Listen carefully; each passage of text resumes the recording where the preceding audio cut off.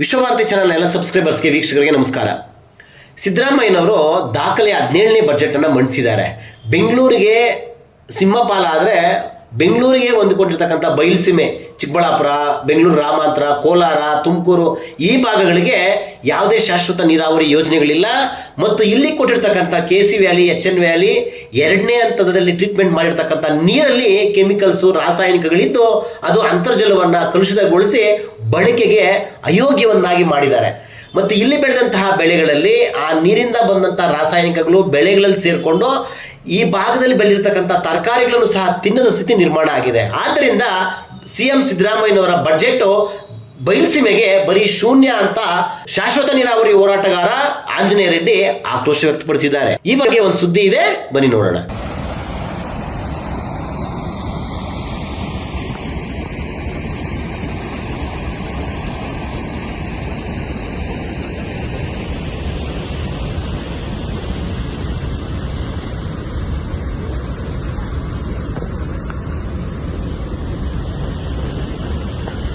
ನೋಡಿ, ಇವತ್ತು ಸಿದ್ದರಾಮಯ್ಯನವರು ತಮ್ಮ 17ನೇ ಬಜೆಟ್ ಅಂದರೆ ದಾಖಲೆಯ ಬಜೆಟನ್ನು ಘೋಷಿಸಿದರು. ಆದರೆ ಎಲ್ಲೋ ಒಂದು ಕಡೆ ಸಣ್ಣ ಆಶಾಭಾವನೆ, ಏಕೆಂದರೆ ನಾವು ಹಲವಾರು ಬಜೆಟ್ಗಳನ್ನು ಬಯಲುಸೀಮೆಯ ಬರಪೀಡಿತ ಜಿಲ್ಲೆಗಳ ಜನ ಏನೇನು ನಿರೀಕ್ಷೆ ಮಾಡಿದ್ವೋ ಅವೆಲ್ಲ ಹುಸಿಯಾಗಿದ್ದು. ಆದರೆ ಇವತ್ತೆಲ್ಲೋ ಒಂದು ಸಣ್ಣ ಒಂದು ಎಳೆ ಇತ್ತು, ಏನಾದರೂ ಈ ಬಡ್ಜೆಟಲ್ಲಿ ಕೊಡ್ಬೋದು. ಯಾಕೆಂದರೆ ಹಲವಾರು ದಿನಗಳಿಂದ ಈ ಕೋಲಾರ, ಚಿಕ್ಕಬಳ್ಳಾಪುರ ಮತ್ತು ಬೆಂಗಳೂರು ಗ್ರಾಮಾಂತರ ಜಿಲ್ಲೆಗಳಲ್ಲಿ ಜಲಾಗ್ರಹ ಅನ್ನುವಂಥ ಒಂದು ಸಮಾವೇಶಗಳನ್ನು ಮಾಡುವ ಮೂಲಕ ಎಲ್ಲ ತಾಲೂಕುಗಳಲ್ಲೂ ಎಲ್ಲ ಸಂಘಟನೆಗಳನ್ನು ಹಿಡ್ಕೊಂಡು ಮತ್ತು ಅವ್ರಿಗೆಲ್ಲ ಒಂದು ಅವೇರ್ನೆಸ್ಸನ್ನು ಮಾಡಿ ಪಕ್ಷಾತೀತವಾಗಿ ರೈತ ಸಂಘಟನೆಗಳು, ದಲಿತ ಪರ ಸಂಘಟನೆಗಳು, ಕನ್ನಡ ಪರ ಸಂಘಟನೆಗಳು, ಕಾರ್ಮಿಕ ಸಂಘಟನೆಗಳು, ಹೀಗೆ ಎಲ್ಲರನ್ನು ಒಗ್ಗೂಡಿಸಿಕೊಂಡು ಚಳುವಳಿಗಳನ್ನು ಮಾಡಿದ್ವಿ. ಈ ಚಳುವಳಿಗಳನ್ನು ನೋಡಿದಂಥ ಸಿದ್ದರಾಮಯ್ಯನವರು ಈ ಸಾರಿ ಏನು ಈ ಬರಪೀಡಿತ ಜಿಲ್ಲೆಗಳು ಅಂತ ಏನು ಪೆನ್ನಾರ್ ಬೇಸಿನ್ನಲ್ಲಿದ್ದಾವೆ, ಕರ್ನಾಟಕದ ಪೆನ್ನಾರ್ ಬೇಸಿನ್ ಏನು ಈ ಕಡೆ ತಮಿಳುನಾಡಿಗೆ, ಈ ಕಡೆ ಆಂಧ್ರಕ್ಕೆ ಹೊಂದ್ಕೊಂಡಿರ್ತಕ್ಕಂಥ ಈ ಕಟ್ಟ ಕಡೆಯ ಪ್ರದೇಶದಲ್ಲಿದ್ದಾವೆ, ಇವ್ರ ಕಡೆಗೆ ನೀರಿನ ವಿಚಾರದಲ್ಲಿ ಒಂದು ನ್ಯಾಯವನ್ನು ಕೊಡ್ತಾರೆ. ಯಾಕೆಂದರೆ ಹಲವಾರು ವರ್ಷಗಳಿಂದ, ಸುಮಾರು 2.5-3 ದಶಕಗಳಿಂದ ಒಂದು ತಾರತಮ್ಯ ನಾವು ನೋಡ್ತಾನೆ ಬರ್ತಾ ಇದ್ವಿ. ಇವತ್ತು ಯಾವ ಒಂದು ನೀರಾವರಿ ಯೋಜನೆಗಳನ್ನು ಇಲ್ಲಿವರೆಗೂ ಮಾಡಿಲ್ಲ ಮತ್ತು ಮಾಡಿದಂಥ ಯೋಜನೆಗಳು ಮೋಸದ ಯೋಜನೆಗಳು. ಅದನ್ನು ಈಗಾಗಲೇ ಸಿದ್ದರಾಮಯ್ಯನವರ ಸರ್ಕಾರನೇ ಒಪ್ಕೊಂಡಿದೆ. ಮತ್ತು ಎತ್ತಿನ ಹೊಳೆಯಲ್ಲಿ ನೀರಿಲ್ಲ ಅನ್ನುವಂಥದ್ದನ್ನು ಬೃಹತ್ ನೀರಾವರಿ ಸಚಿವರಾದಂಥ DK ಶಿವಕುಮಾರ್ ಅವರೇ ಸದನದಲ್ಲಿ ಮುಂದೆ ಇಟ್ಟಿದ್ದಾರೆ. ಹೌದು, ಇದರಲ್ಲಿ 24 TMC ಇಲ್ಲ, ಇದರಲ್ಲಿ ಇರೋದೇ 8 TMC, ಇದನ್ನು 7 ಜಿಲ್ಲೆಗಳಿಗೆ ಹಂಚಲಿಕ್ಕೆ ಆಗೋದಿಲ್ಲ, ಅದರಲ್ಲೂ ಕಟ್ಟಕಡೆಯ ಜಿಲ್ಲೆಗಳಾದಂಥ ಕೋಲಾರ, ಚಿಕ್ಕಬಳ್ಳಾಪುರ, ಬೆಂಗಳೂರು ಗ್ರಾಮಾಂತರ ಜಿಲ್ಲೆಗಳಿಗೆ ಇದರಿಂದ ಒಂದು ಹನಿ ನೀರು ಕೊಡಲಿಕ್ಕೆ ಆಗೋದಿಲ್ಲ ಅನ್ನುವಂಥದ್ದನ್ನು ಈಗಾಗಲೇ ಒಪ್ಕೊಂಡಿದ್ದಾರೆ. ಮತ್ತು ಎತ್ತಿನ ಹೊಳೆಯಲ್ಲಿ ಬ್ರಹ್ಮಾಂಡ ಭ್ರಷ್ಟಾಚಾರ ಆಗಿದೆ, ಅದರಲ್ಲಿ ಗುತ್ತಿಗೆದಾರರಿಗೆ ಸಹಾಯ ಮಾಡಲಿಕ್ಕೆ ಸರ್ಕಾರ ಅನೇಕ ರೀತಿಯಾದಂಥ ಲೋಪಗಳನ್ನು ಎಸಗಿದೆ ಅಂತೇಳಿ ಇತ್ತೀಚೆಗೆ ಸರ್ಕಾರನೇ ತನ್ನ ಸದನದ ಅಧಿವೇಶನದಲ್ಲಿ ಕೊಟ್ಟಂಥ CAG ವರದಿ ಇವತ್ತು ಒಂದು ಬಟಾಬಯಲು ಮಾಡಿದೆ. ಸರ್ಕಾರದ ಈ ಯೋಜನೆಯ ಎಲ್ಲ ಬ್ರಹ್ಮಾಂಡ ಕರ್ಮಕಾಂಡವನ್ನು ಮುಂದಿಟ್ಟಿದೆ. ಇಂಥ ಸಂದರ್ಭದಲ್ಲಿ ಕನಿಷ್ಠ ಪಕ್ಷ ಏನು ಈ ಬೆಂಗಳೂರಿನ ತ್ಯಾಜ್ಯ ನೀರು ಇವತ್ತು KC ವ್ಯಾಲಿ ಹೆಸರಲ್ಲಿ ಕೋಲಾರಕ್ಕೆ, HN ವ್ಯಾಲಿ ಹೆಸರಲ್ಲಿ ಚಿಕ್ಕಬಳ್ಳಾಪುರಕ್ಕೆ, ವೃಷಭಾವತಿ ವ್ಯಾಲಿ ಹೆಸರಲ್ಲಿ ಬೆಂಗಳೂರು ಗ್ರಾಮಾಂತರ ಜಿಲ್ಲೆಗಳಿಗೆ ನೀವು ನೀರು ಕೊಡ್ತಾ ಇದ್ದೀರಿ. ಇದನ್ನಾದರೂ ಒಂದು ಕಡೆ ಕೇಂದ್ರ ಸರ್ಕಾರದ ಗೈಡ್ಲೈನ್ಸ್ ಇದೆ, ಇನ್ನೊಂದು ಕಡೆ ನ್ಯಾಷನಲ್ ಗ್ರೀನ್ ಟ್ರಿಬ್ಯುನಲ್ ಹೇಳ್ತಾ ಇದೆ, ಇನ್ನೊಂದು ಕಡೆ IASC ಹೇಳ್ತಾ ಇದೆ, ಇನ್ನೊಂದು ಕಡೆ ನಿಮ್ಮದೇ ಸರ್ಕಾರದ ಕರ್ನಾಟಕ ಮಾಲಿನ್ಯ ನಿಯಂತ್ರಣ ಮಂಡಳಿ ಹೇಳ್ತಾ ಇದೆ.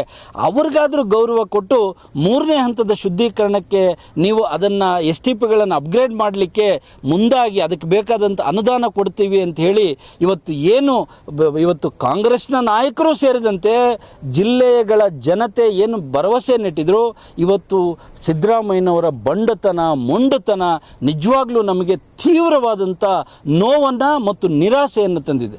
ನಾವು ಪರ್ಯಾಯ ಮಾರ್ಗಗಳನ್ನು ಹುಡುಕಬೇಕು, ಇನ್ನು ಈ ಸರ್ಕಾರವನ್ನು ನಂಬಲಿಕ್ಕೆ ಸಾಧ್ಯ ಇಲ್ಲ ಅನ್ನುವಂಥ ಕಡೆಗೆ ನಮ್ಮನ್ನೆಲ್ಲ ಕೊಂಡೊಯ್ತಾ ಇದೆ. ನೋಡಿ, ಇವತ್ತು ಇನ್ನೇನಾಗಬೇಕಾಗಿದೆ, ನಮ್ಮ ಕುಡಿಯುವ ನೀರಿನ ಕೊಳವೆ ಬಾವಿಗಳಲ್ಲಿ ಯುರೇನಿಯಂ ಇದೆ ಅಂತ ಹೇಳಿ ಇವತ್ತು ವರದಿಗಳು ಬರ್ತಾ ಇದ್ದಾವೆ. ನಾವು ಬೆಳೀತಾ ಇರತಕ್ಕಂಥ ತರಕಾರಿಗಳಲ್ಲಿ ಭಾರಿ ಲೋಹದ ಅಂಶಗಳಿದ್ದಾವೆ, ರಾಸಾಯನಿಕಗಳಿದ್ದಾವೆ ಅಂತ ಹೇಳಿ ಇತ್ತೀಚೆಗೆ ವರದಿ ಆಗ್ತಾ ಇದೆ. ಇಷ್ಟೆಲ್ಲ ಅಪಾಯ ಆಗ್ತಾ ಇದ್ರು ಮತ್ತು ನೀವು ಇನ್ನೇನು ಮಾಡಬೇಕು ಅಂತಿದ್ದೀರಿ ಈ ಜಿಲ್ಲೆಗಳ ಜನರನ್ನು? ಕನಿಷ್ಠ ಪಕ್ಷ ಆ ಕೃಷ್ಣ ಪೆನ್ನಾರ್ ಯೋಜನೆಯನ್ನಾದರೂ ಜಾರಿ ಮಾಡಿ ಕನಿಷ್ಠ ಪಕ್ಷ ಜನರಿಗೆ ಶುದ್ಧ ಕುಡಿಯುವ ನೀರನ್ನಾದರೂ ಪೂರೈಕೆ ಮಾಡಿ ಅಂಥೇಳಿ ಅದರ ಯೋಜನೆಯ ಬಗ್ಗೆ ನಿಮ್ಮ ಮುಂದೆ ಇಟ್ಟಿದ್ದೀವಿ ಎಲ್ಲ ವರದಿಗಳು. 2007ರಲ್ಲಿ DPR ಆಗಿದೆ, ಕೇಂದ್ರ ಸರ್ಕಾರದ ಮುಂದೆ ಯೋಜನೆ ಇದೆ. ಅದೇ ಪಂಕ್ತಿಯಲ್ಲಿದ್ದಂಥ 6 ಯೋಜನೆಗಳನ್ನು ಆಂಧ್ರ ಸರ್ಕಾರ ಇವತ್ತು ಅನುಷ್ಠಾನ ಮಾಡಿ ಕಾಮಗಾರಿಗಳನ್ನು ಪೂರ್ಣಗೊಳಿಸಿ ನಮ್ಮ ಗಡಿಯವರೆಗೂ ನೀರನ್ನು ತಂದಿದೆ. ಹಿಂದೂಪುರದಿಂದ ಕುಪ್ಪಂವರೆಗೂ ನೀರು ಬಂದಿದೆ. ನಿಮಗೆ ಏನಾಗಿದೆ? ಯಾಕೆ ಈ ಜಿಲ್ಲೆಗಳ ಮೇಲೆ ನಿರ್ಲಕ್ಷ್ಯ? ನೀವೇನಾದರೂ ಈ ಜಿಲ್ಲೆಗಳಿಗೆ ನೀರನ್ನೂ ಕೊಡದೆ ಆ ಇರುವ ನೀರನ್ನು ವಿಷಮಯವಾಗಿ ಜನರಲ್ಲಿ ಬದುಕಕ್ಕೆ ಆಗೋದಿಲ್ಲ ಅಂದಮೇಲೆ ಏನಾದರೂ ಈ ಭೂಮಿಯನ್ನು ಕಬಳಿಸುವಂಥ ಕೆಲಸವನ್ನು ಮಾಡ್ತಾ ಇದ್ದೀರಾ? ಇದ್ರ ಬಗ್ಗೆ ಇವತ್ತು ನಮಗೆ ಸಂಶಯ ಬರ್ತಾ ಇದೆ.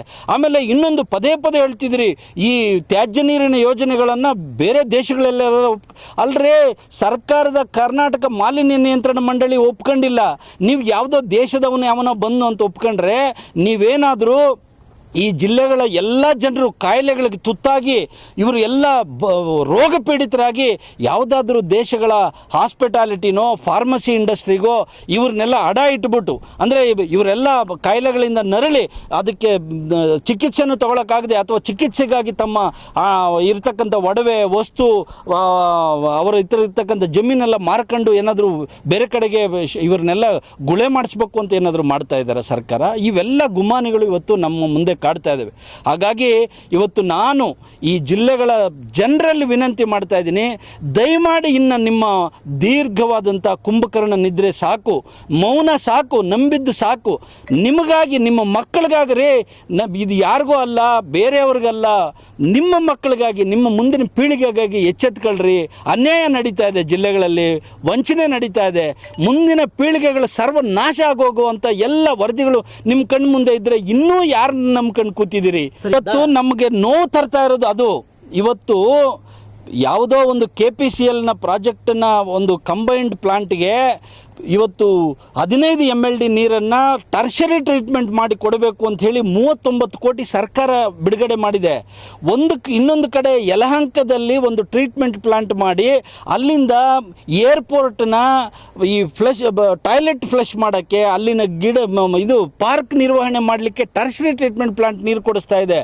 ಇನ್ನೊಂದು ಕಬ್ಬನ್ ಪಾರ್ಕಲ್ಲಿ ಒಂದು ಟರ್ಷರಿ ಟ್ರೀಟ್ಮೆಂಟ್ ಪ್ಲಾಂಟ್ ಮಾಡಿ ಅಲ್ಲಿನ ಮರಗಿಡಗಳಿಗೆ, ಅಲ್ಲಿನ ಪಾರ್ಕ್ಗೆ ಮತ್ತು ವಿಧಾನಸೌಧದಲ್ಲಿರ್ತಕ್ಕಂಥ ಟಾಯ್ಲೆಟ್ಗಳನ್ನು ಫ್ಲಶ್ ಮಾಡಲಿಕ್ಕೆ ಟರ್ಷರಿ ಟ್ರೀಟ್ಮೆಂಟ್ ಪ್ಲಾಂಟ್ ಕೊಡ್ತಾ ಇರ್ತಕ್ಕಂಥ ಸರ್ಕಾರ ನಮಗೆ ಕುಡಿಯುವ ನೀರಿನ ಕೊಳವೆ ಬಾವಿಗಳಿರ್ತಕ್ಕಂಥ ಕೆರೆಗಳಿಗೆ ಸೆಕೆಂಡರಿ ಟ್ರೀಟೆಡ್ ವಾಟರ್ ಕೊಟ್ಟುಬಿಟ್ಟು ಅಲ್ಲಿನ ಕೆರೆಗಳೆಲ್ಲ ಈಗಾಗಲೇ ಜೊಂಡು ಬೆಳ್ಕೊಂಡು ಬಣ್ಣ ಬದಲಾಯಿಸ್ಕೊಂಡು ವಾಸನೆ ಬರ್ತಾ ಇದ್ದಾವೆ. ಇದು ಯಾವ ನ್ಯಾಯ ರೀ? ಇದರಲ್ಲಿ ಮಾನವೀಯತೆ ಇದೆಯಾ ಸಿದ್ದರಾಮಯ್ಯನವರೇ? ನೀವು ಹೇಳಬೇಕ್ರಿ.